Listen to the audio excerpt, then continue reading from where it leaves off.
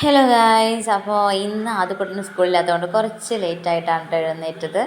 അങ്ങനെ എഴുന്നേറ്റ് വന്ന് പുറത്തൊക്കെ കുറച്ച് നേരം ഇങ്ങനെ പോയിരുന്നു കേട്ടോ. കുറച്ച് വെള്ളമൊക്കെ എടുത്ത് ഗ്ലാസ്സിലെടുത്ത് ഇങ്ങനെ പോയിരുന്നു. നമ്മുടെ ഫ്ലാറ്റിൻ്റെ ഫ്രണ്ടിൽ കുറേ പണി നടക്കുകയായിരുന്നു കേട്ടോ. അപ്പോൾ പണിയൊക്കെ കഴിഞ്ഞ് വൃത്തിയാക്കിയിട്ടുണ്ട് കേട്ടോ.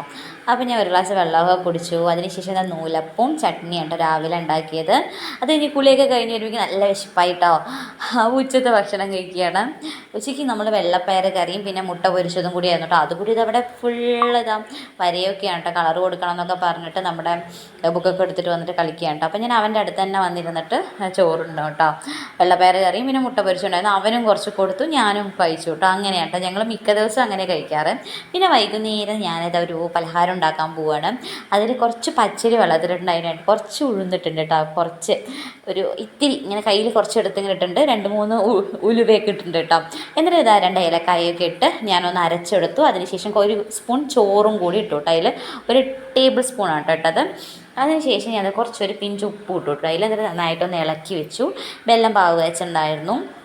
അപ്പോൾ ഇത് ആദ്യക്കുട്ടി ഇടയ്ക്കിടയ്ക്ക് വരുന്നുണ്ട് കേട്ടോ. എന്തായിരുന്നു ആദ്യക്കുട്ടി ഇളക്കാൻ ഭയങ്കര ഇഷ്ടമാണ്. മുട്ട ഇളക്കാൻ, മാവ് ഇളക്കാൻ ഇതൊക്കെ ഭയങ്കര ഇഷ്ടമാണ് കേട്ടോ. പിന്നെ അതൊരു കളിയായി മാറി കേട്ടോ. കുറച്ച് നേരം കഴിഞ്ഞപ്പോൾ പിന്നെ അതൊരു കളിക്കാൻ തുടങ്ങി. അപ്പോൾ അവനൊരു കള്ളച്ചിരി വരികയാണ് കേട്ടോ. ഞാൻ വേണ്ട വേണ്ട എന്ന് പറഞ്ഞുകൊണ്ടിരിക്കുമ്പോൾ അത് വെള്ളം പാവ് വെച്ചിക്കൊണ്ടിരിക്കുകയാണ്. അതൊന്ന് ചൂടാറിയപ്പോൾ അതിലൊഴിച്ചു. എന്നിട്ട് ഞാൻ കുറച്ച് നേരം അടച്ചു വെച്ചു കേട്ടോ. വേറെ പഴമൊന്നും ഇട്ടിട്ടില്ല. പിന്നെ എനിക്ക് കുറേ ക്ലീനിങ്ങും പരിപാടിയൊക്കെ ഉണ്ടായിരുന്നു. അപ്പോൾ അടിച്ചു വാരിയിട്ടു. എന്നിട്ട് അതിന് ശേഷം കുറച്ച് കഴിഞ്ഞിട്ടാണ് കേട്ടോ ഞാൻ വന്ന് അപ്പം ചൂടാൻ നിന്നത്. അതായത് നല്ലെണ്ണയൊക്കെ തടവി അപ്പം ചൂടാമെന്ന് വിചാരിച്ചു കേട്ടോ. മാവൊക്കെ ഒന്ന് അത്യാവശ്യം ഒരു ഇത് വന്നിട്ടുണ്ട് കേട്ടോ.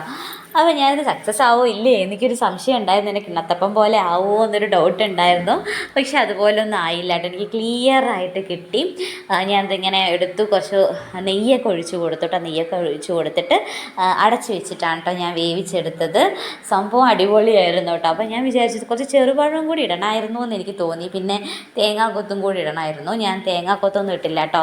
തേങ്ങാക്കൊത്ത് എണ്ണയിൽ മൊരിച്ചെടുത്തിട്ട് അതൊക്കെ ഇടണമായിരുന്നു. പക്ഷെ എന്നാലും എനിക്ക് അടിപൊളിയായിട്ട് കിട്ടി. നല്ല ടേസ്റ്റ് ഉണ്ടായിരുന്നു. അത് കുട്ടിക്ക് നല്ല ഇഷ്ടമായിട്ടോ.